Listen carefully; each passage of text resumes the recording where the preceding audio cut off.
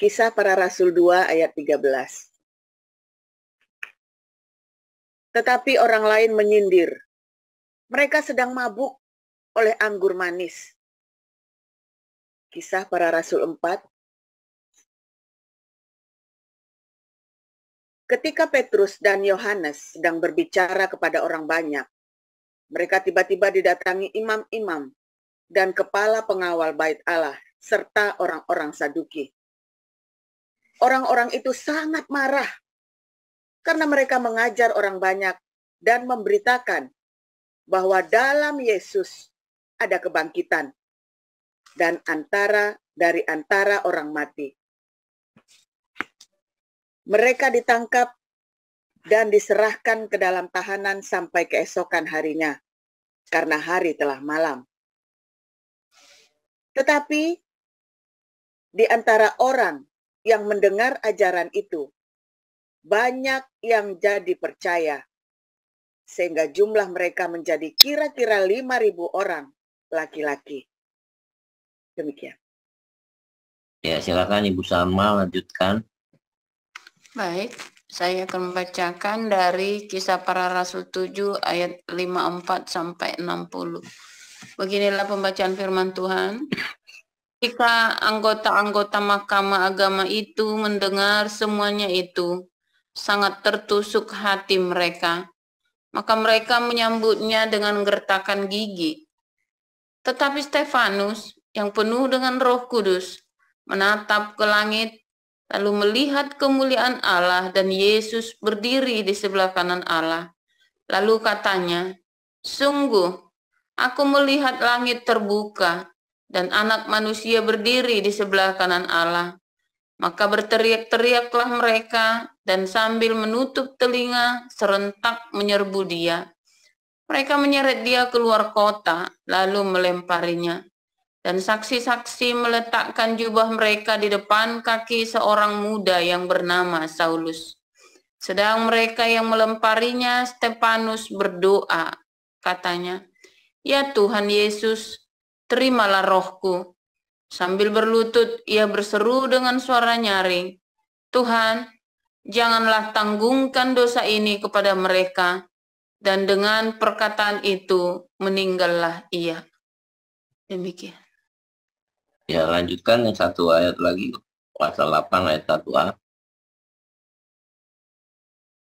Ya, ini. Lanjutkan, selesai Bu Salma.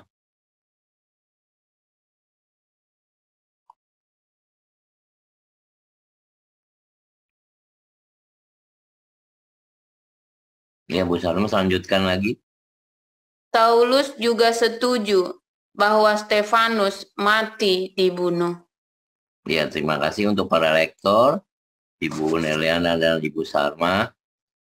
Kita akan mendengarkan renungan firman Tuhan dengan judul Urapan Roh Kudus. Silakan Pak Didi Suyatno. Shalom. Suara saya bisa didengar Pak Apeng? Iya, bagus Pak. Bagus ya. Shalom semuanya yang ada di embun pagi saat ini. Saya sedikit review tadi yang permintaan ayat itu sebetulnya yang nomor 1 dari Kisah Para Rasul 2, 1 sampai 13. Tapi tidak masalah, kita semua paham dengan kisah ini. Ini adalah pencarian saya pribadi, Pak, mengenai apa sih Roh Kudus yang ada di dalam hidup kita. Saya ingin yang sesuai dengan Alkitab. Dari bacaan tersebut, akhirnya mungkin kalau kita gali ada 3 sampai 4 atau mungkin sampai 10 poin. Tetapi saya ambil ini dari Kisah Para Rasul. 1 adalah mereka dapat berbahasa baru. Yang kedua disimpulkan di situ, Rasul Petrus dengan penuh Roh Kudus tatkala berkhotbah, dia dapat membuat orang percaya 5.000 orang. Di situ disebut laki-laki, kalau seandainya perempuan kita anggap aja mungkin lebih daripada 10.000. Dan dari Kisah Para Rasul 7, kematian Stefanus, di sini kita lihat bahwa kuasa Roh Kudus yang ada di dalam diri Stefanus begitu kuatnya sampai membuat ia tetap percaya kepada Yesus sampai ajal dia menderita. Pertanyaan saya kadang-kadang, apakah ini hanya terjadi di Kisah Para Rasul atau bisa terjadi di dalam kehidupan kita sehari-hari? Jujur, saya terlahir dari keluarga Protestan Reform, tetapi dalam perjalanan karena harus saya hidup di kota lain, kebetulan saya masuk di gereja Pantekosta Karismatik. Sehingga mungkin sedikit ada perbedaan, terutama kalau kita bicara masalah urapan Roh Kudus ini. Di dalam gereja yang terakhir kami ikuti, ya, ada yang namanya bahasa roh, ada doa 10 hari yang orang akhirnya katakanlah terpental atau apa itu namanya. Saya kok kurang ngeh gitu ya. Ada seorang, wah kalau sudah namanya doa bisa sampai terjembelembab atau jatuh ke belakang. Tetapi saya lihat di dalam kehidupan sehari-hari, ya jauh lah. Kok ya masih menikmati hidup dari penderitaan orang lain. Atau yang saya panggil, mungkin mereka dengan segala apa yang mereka lakukan dan saya lihat, tetapi tatkala di luar gereja itu tidak mencerminkan sama sekali. Seakan-akan apa yang ada di dalam gereja, lalu yang di luar gereja itu menjadi suatu antagonis, sesuatu yang bertolak belakang. Lalu kalau kita lihat lagi, Kisah Para Rasul 4:1-4. Adakah seseorang di sini tatkala khotbah 1 kali bisa membuat, oke lah, tidak perlu sampai 5.000. Berapa orang lah yang percaya? Katakanlah sampai 10-15. Saya kok belum pernah menemukan. Yang saya tahu ya, mereka dengan cara mereka, acara mereka menjadikan gereja itu penuh. Tetapi di dalam benak saya, apakah mereka benar melakukan suatu konversi dari orang percaya, belum percaya menjadi percaya? Tidak. Ternyata mereka cuma ya membuat eksodus dengan membuat layanan yang bagi mereka dianggap itu lebih gereja. Itulah yang saya alami. Sehingga akhirnya saya terjadi kebuntuan dalam mencari apa sih urapan Roh Kudus. Kebetulan secara tidak sengaja, karena saya dulu ya, karena mungkin internet tidak secanggih ini, ya kira-kira 10 tahun, 15 tahun yang lalu, saya senang koleksi dari CD-CD yang kebetulan yang jadi favorit saya itu adalah Michael Palin dari BBC. Nah, lalu ada edisi perjalanan dia di sekitar Himalaya. Dari situ saya belum terlalu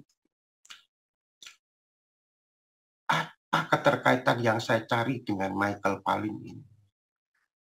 Ada titik di mana Michael Palin datang ke tempat ya di lereng Himalaya itu yang namanya kalau sekarang menjadi negara bagian Assam di India, sebagian masuk Burma itu yang disebut daerah Nagaland.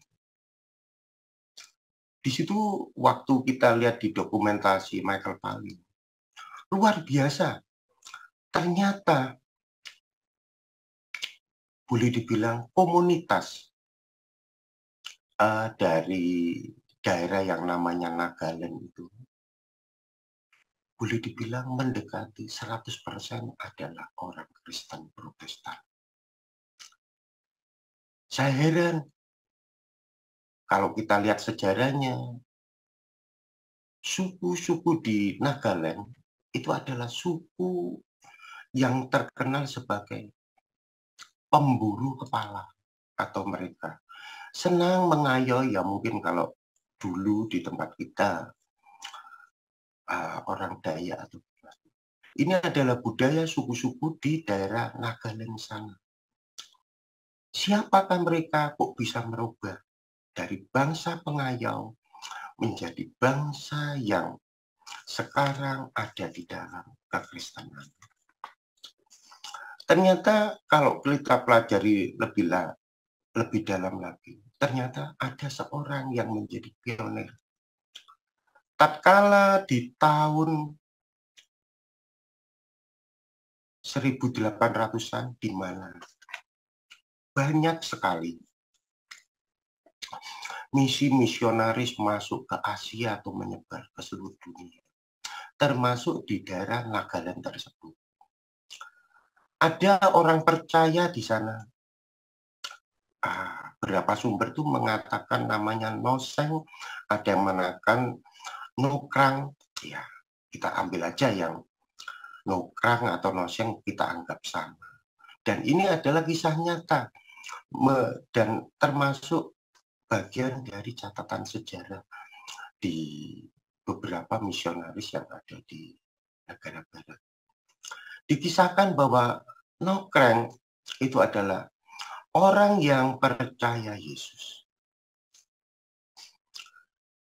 Dia menjadi hidup baru dari bangsa yang mengayoh kepala orang atau membunuh musuhnya, dan kepala tersebut dibuat menjadi semacam, ya boleh dibilang kebanggaan yang mereka simpan. Jadi budaya di sana, berapa kepala yang bisa disimpan di rumahmu, itulah adalah wibawa di sana. Dia enggan melakukan lagi setelah mengenal Yesus, dan akhirnya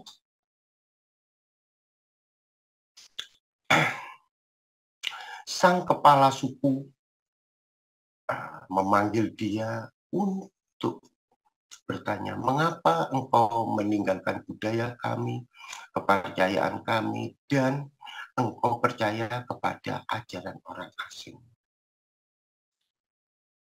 Nokrang menolak, dan dia tetap percaya kepada Yesus. Keluarlah ancaman dari kepala suku tersebut dan juga kelompok orang di sana, sehingga ancaman tersebut bahwa bila mana Nokrang tidak mau kembali kepada ajaran nenek moyang, maka mereka akan membunuh keluarganya. Maka terjadilah kedua anaknya dibunuh. Tetapi Nokrang tetap bersikukuh bahwa saya sudah mengenal Yesus dan tidak akan meninggalkannya. Akhirnya sang istri pun dibunuh. Dan terakhir dia. Karena dia tetap tidak mau kembali kepada kepercayaan leluhur. Dan dia akhirnya dibunuh juga. Seorang misionaris dari yang mengenalkan Yesus kepada dia membuat catatan luar biasa tentang noseng atau nokren ini. Dia mencatat sedemikian detail apa yang terjadi, perkataan apa, pembelaan apa yang dilakukan dari nokren sampai di akhir ayatnya. Dan dia melaporkan misionaris di mana dia berasal, yang kebetulan orang India, dia bernama Sandur Singh. Segala catatannya itu setelah dipelajari dan diaransemen ternyata menjadikan sebuah lagu. Lagu tersebut sekarang walaupun sudah 200 tahun tetap kita nikmati, kita dengarkan, yaitu mengikut Yesus keputusanku. Uta ingkar. Itu adalah catatan dari Sandur Singh di dalam segala ucapan yang nokren ucapkan. Sehingga lagu ini sangat terkenal dalam hampir semua bahasa. Kalau kita ingat di bahasa Inggris adalah I am decided to follow Jesus. I am decided to follow Jesus. I am decided to follow Jesus. Nothing to bad, nothing to bad. Atau kalau kita nyanyikan dalam bahasa Indonesia dan masih terdengar sampai saat ini. Mengikut Yesus keputusanku. Mengikut Yesus keputusanku. Mengikut Yesus keputusanku. Ku tak ingkar. Dari segala yang saya telaah dari kasus, dari sejarah ini, akhirnya saya berkesimpulan. Ternyata orang ini memenuhi 3 syarat bahwa dia menerima urapan Roh Kudus. Kalau kita lihat di mana kekuatan dari Roh Kudus mendukung dia sampai ajalnya tiba. Seperti dalam Kisah Para Rasul 7 pasal 54-60. Yaitu sampai ajal. Dan kalau kita lihat hari ini buah dari pengorbanannya sehingga orang percaya dia rela merelakan nyawanya demi suatu nama, yaitu nama Yesus Kristus.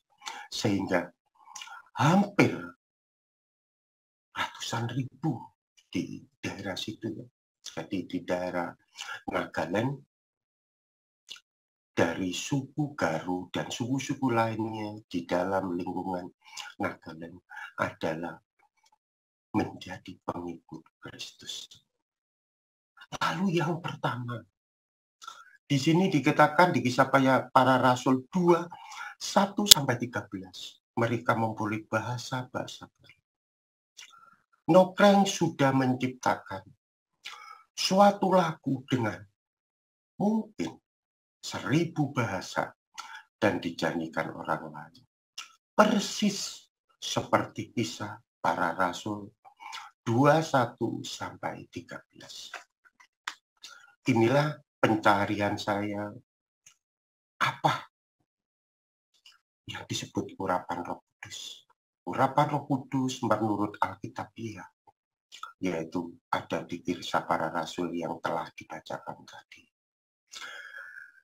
Dari apa yang telah, sejarah yang telah terjadi ini, sebetulnya kita mungkin tidak bisa sebesar apa yang telah Nokren atau Noseng buat ini.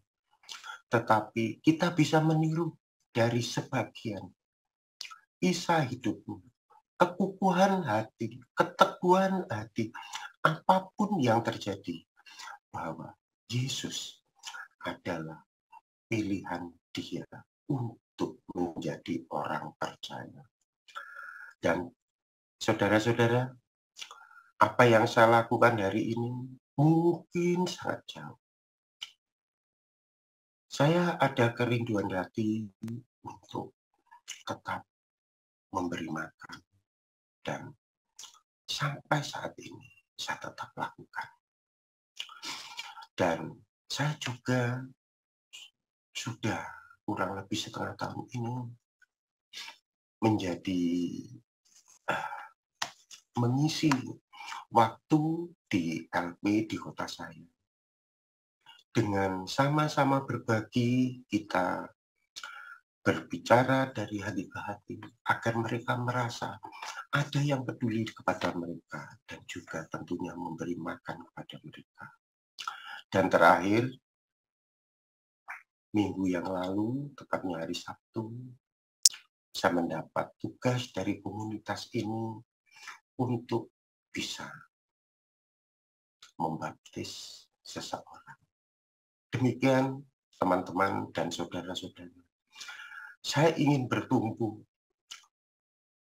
hingga pada akhirnya seperti juga Noseng atau Nokren ini, sampai ajal menyebut dia tetap percaya kepada dan mengikut Tuhan Yesus.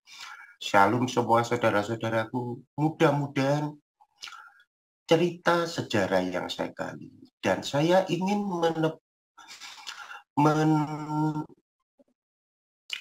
melakukan di dalam hidup saya mungkin masih jauh dari mereka.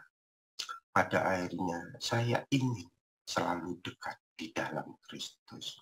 Puji Tuhan, haleluya, amin.